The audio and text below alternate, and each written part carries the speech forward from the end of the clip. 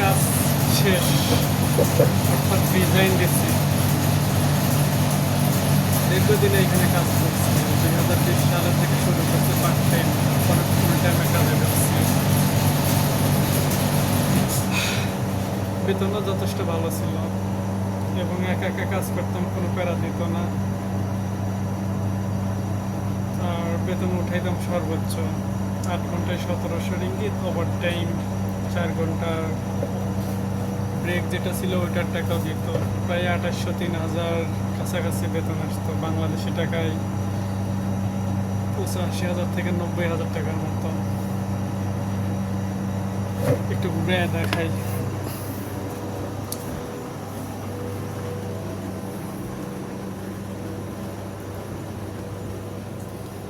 এই তো 2টা এসি চলতো মাথার উপরে, প্যারা থাকতো না,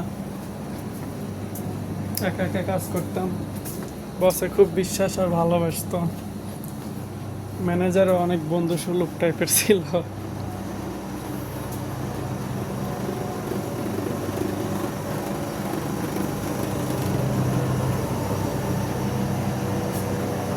এই যে আমার এই বিরিয়ানি, এই খাবার খাবি? আয় আয়,